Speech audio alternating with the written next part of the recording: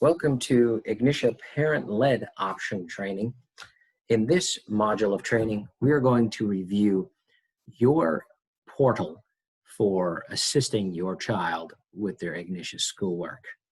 So you will log into Ignitia in the same exact way that your child does, going to the same exact website, vpcama.ignitiaschools, and enter your unique username and password. But this is the dashboard that you will see upon logging in. It will be very different.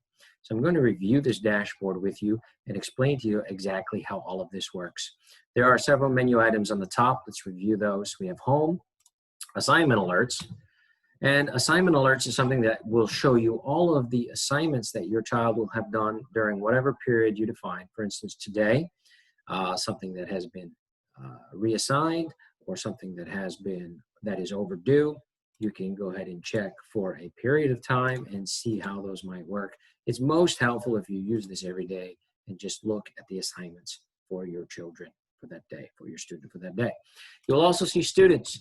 This is not something that you will be able to add or change, but it will simply list your child, whether you have one or multiple students that you are overseeing in their Ignition work. Groups is something that really you won't have any work with either. Course enrollment is something that you will not have access to. You will have access to it. You will be able to see your student by typing in their name and clicking, and it will show you what courses they are enrolled in. You will not be able to enroll them in any courses. That is something that only the school is able to do, but you will be able to see what courses they are enrolled in for what terms or time frames. The gradebook is going to be an important area. We're going to come back to the gradebook and talk about that as well very shortly, because you will be spending the majority of your time in the gradebook. And there is also courses, which you may preview some of the courses if you so like. But really it's not something that you'll spend any time in there. You won't be able to assign or create custom courses, etc. So keep that in mind. Reports is a section where you will have some ability to review things in regards to your student, in regards to your child. So it will give you a quick glimpse, and it'll give you a tour. You will probably want to take the tour, but it'll give you a quick glimpse of how they're doing in each subject. So the green indicates that they're on track. Yellow indicates that they're overdue or behind. Red would indicate significantly behind. You are able to do that. You're also able to generate several specific reports here, but you may want to look at those things. But since you'll be so hands-on with your own children, you will be probably aware of most of this, but it is something that you may find useful. Messaging is an important system. Sometimes the school may send you a message, but most of the time this will be messages that you will receive in regards to your child's work, or maybe they sent you a message because they need assistance, etc. So these are the main menu items. But let's go back to the home and get an idea of what's going on here. In this, you will see assignment alerts, which again, you have up here. But this assignment alerts will just kind of show you a real brief overview of a bunch of them. You can extend it to see all 100. And it will show you exactly what they are, and the activity emblem over here lets you know what the status of those assignments are. This is helpful. This front screen is quite helpful. In fact, you can spend a lot of time on the home screen. Over here, the activity stream will show you, new messages, and then you'll also have the option to look at the calendar, and this is preset by the school, not by yourself, but you'll see which days are assigned days of school, or it gets set up, and so on and so forth. But these are messages, and you can, instead of coming over here to messages, you can access the new messages that are here. Once you click on that message and read it, it will, however, disappear. You can respond to that message if you like, but you will then be able to go back over here and see that message until you archive it. You will want to archive your messages. For instance, this is showing that this student was enrolled in a course, Bible 500. I don't need to hang on to that anymore, so I can just archive it. Not something that I need to worry about anymore. And then this other message that is no longer available, well, we'll talk about that in a moment. Let's go back to the home.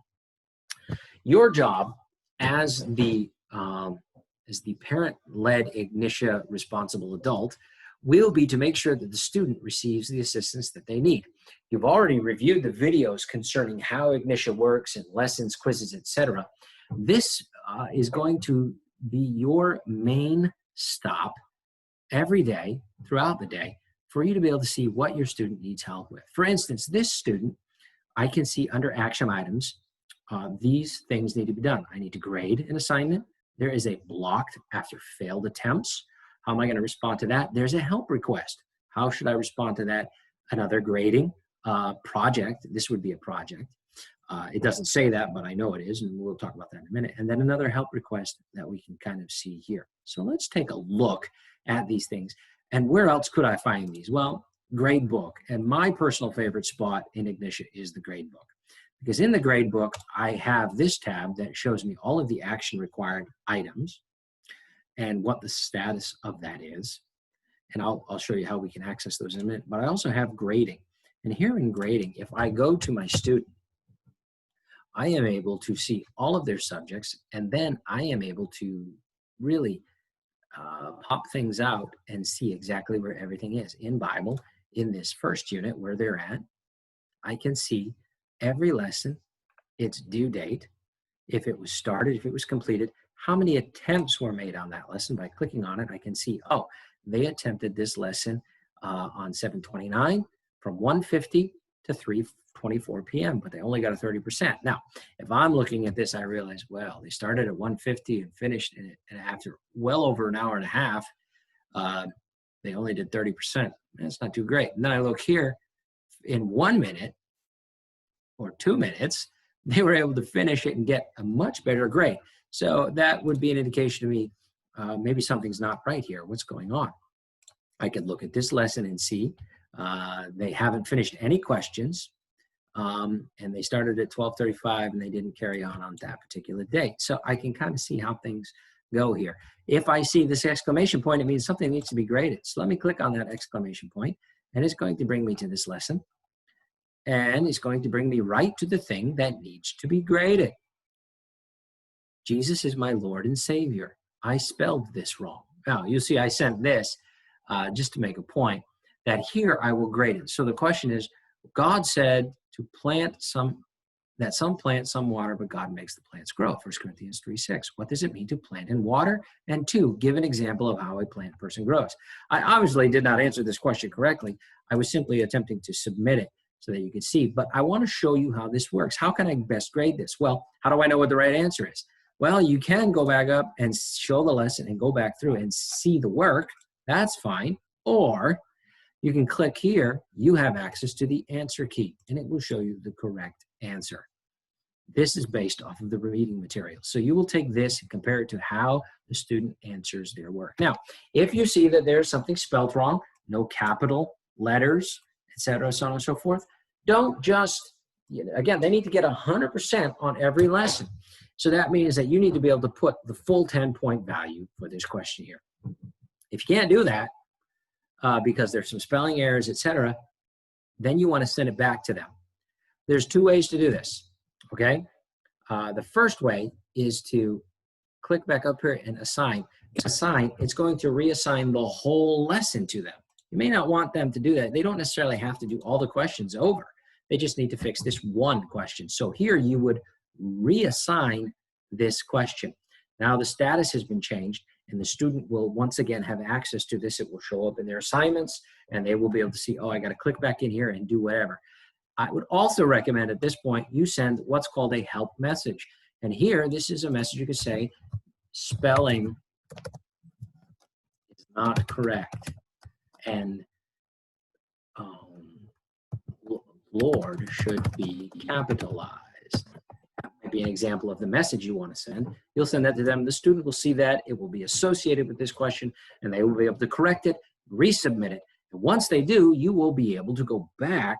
You will get another message saying to score this same problem again. You should be able to see it once it's all set. Then you can give them the score that they need and update it. And then they will have the passing score. You have to enter the score here and then click update. While I'm in this lesson, if I find that they did very poorly on a lesson and I want them to redo it, I would click assign here, and that would assign all the questions back, and then I would probably also click reset. If I did that, as I'm going to do right now, it will not only send back all the questions, it will also erase all the work that has been done. And so they will have to start from scratch. Now, reassigning this question doesn't erase what they have. It just allows them to go back in and edit what they have. But keep that in mind if you hit the reset button. If I did that, I would also want to send them a new message. And I'm going to click this button here, assignment info, because in the subject line, it's going to put this here. And it's also going to give them a link that they will be able to click to go right to that lesson. And so I would send them a message saying, please redo this lesson for mastery, or however you think that would work best. Now, again, you would rarely probably want to do that, but it may be necessary at times. Most of the time, you're just going to reassign, right? Once I'm done in this lesson, though, I click Go To, and it gives me my main action items. Let's go to Gradebook. And here I am, back at this Gradebook where I started. Now, let's go to the action required items. And you're going to want to keep these action required items moving, because if you don't, your student will, your student will be stuck with their work. So let's look here. Abraham, man of faith. It's a help request. If I click here on this assignment, it's going to bring me here, and it's going to show me the message that they sent. I'm really having a hard time finding this answer. Can you help me? Now, since you are there with your child, you would probably say, okay, let's go take a look and how this works. But let's say, for instance, you're at work and they're doing their work at home with grandma or grandpa or a sitter, and you see this come across your action items and you want to help them. You could go through the material, find the area where it's at, and say, look here for the correct answer. Read it carefully, and you will find it. Don't give the student the answer. Don't just give them the answer. That's not helpful to them. Help them to find the answer. Help them to learn.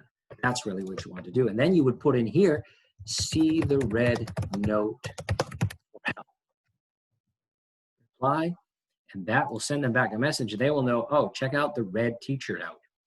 You are able to see the answers. They are not, but you are by clicking here, the answers. So select the word that best describes the land that Lot chose. There may be times when you may just want to go, because maybe they've tried it 3 or 4 times and they're just not getting it. The correct answers are evil and fertile. Okay. And then you may want to give some explanation information, or you may want to cross-reference the lesson reading material. This is a way that you can help. Again, a lot of times, since you're right there with your child, you'll just want to help them. But if necessary, you can also do this remotely. Okay, let's go back to action required and look at some other items that are being sent to us that we need help with. Manual grading. Again, this is one where you click on it, you grade it. This would be a project, and for this project, you would want to use the rubric that's included. We've gone over this before, but the student can upload, put a link, or type it directly in based on the rubric, all right, and based on the objectives, what is the student being told to do? You'll score it, and then enter the grade here. And let's say we're going to give this student, based on what they have done, I'm going to give them a 95. And that's their score. I click update, and now it's all set. They do not have to get hundreds on projects. Remember that. Let's go back to action items and see what else is there. This is something that you may come in contact with. Again, the help requests, we've kind of talked about those. Manual grading, we've kind of looked at those grading things that need to be graded. Let's look at this one real quickly. List the names of the 7 continents. Africa, Antarctica, Asia, Australia, Europe, North America, South America. The 7 continents: Africa, Asia, Europe, Australia. Oh, what do we have here? We have a spelling error. So what would I do here? Instead of help, I'd say Australia is spelled incorrectly. And I would send it back to them, and then I would what? Reassign, so that they know, okay, I need to fix Australia. And this does have a spell check in, so if you see a red line like this, you will know, oh, there's a spelling issue there, and you'll be able to help them indicate that. So there are spell check issues, spell check software built in to this program. Let's go back to action required because there's one other very important item that we need to cover. In the action items, this is blocked failed attempts. If I click on this quiz 1 after a blocked failed attempt, it's going to take me to the quiz and it's going to show me what was wrong. And in this particular case, I see, oh, this student answered nothing. This is an extreme example, but typically there'll be some that will be right, some that will be wrong. So what would I do in this case? I would want to reassign the quiz. I may also want to reset if there are other answers, because remember, they've already had 2 attempts at the quiz because it's not going to block it until 2 attempts have been made. Let's go back to the gradebook and look. This is Science 300 Quiz 1. And I'm going to go to the gradebook and I'm going to find their science. I'm going to open up the first unit title and I'm going to look at all the work that's here and I'm going to look at this quiz. And I can click on here.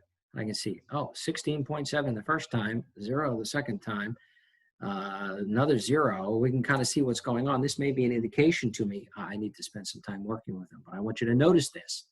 This is blocked now, lesson 7. Why? Because lesson 7 is not going to be available to the student until they pass this quiz. Once they have passed this quiz, then we will be able to unblock this. So have them redo the quiz. Once it's passed with an 80% or better, then you can come to this place and just uncheck that, and they will then have access to that lesson. Until you uncheck it, there's going to be a red circle in front of it saying, oh, no, you do not have access to this. And it will not, if they can click on it in their courses or in their assignments, but it will not allow them to go to it. All tests are automatically blocked. Tests cannot be taken until you unblock that test. And before you unblock that test, it's vital that you go through and make sure that everything here has a check mark, meaning it has been passed and scored. Everything is adequate. All the lessons have 100. All the projects have been scored and completed. All the quizzes have 80% or better. Everything is done. Then you can unblock this and they will be able to have access to and take the test. But until you do that, they will not have that access. So these are some very important pieces of information for you. There's a couple of other things I would like to point out. Let me bring you back to the home page real quickly. And again, this is a good place to be, as well as Gradebook. Those are your 2 main emphases as you're working in Ignitia. But down here at the bottom, there is a help button. If you click on help, it takes you to a training support site. I don't, email support and text support, you don't necessarily need that. If that's something, you would want to email us or call the school. But you can browse these resources that are made available by Alpha Omega. And then what will bring you to this page, you would want to look at Ignitia resources. You also see system requirements here. But Ignitia resources, and there are a lot of guides. There's a teacher quick start guide. You might want to look at that, download that and preview that. And there are other guides here, teacher reference guide. And then a lot of great tutorial videos. And you would want to here see help requested. That's a great video for assignment blocks, blocked failed attempts, grading assignments. These are all great videos that you would want, these first 6, to help you with these things that we have done. The rest of these really wouldn't apply to you because they will be specific to the school and our administration here. But these first 6 videos would indeed be quite helpful with you. I hope this was helpful and that it will be a blessing to you.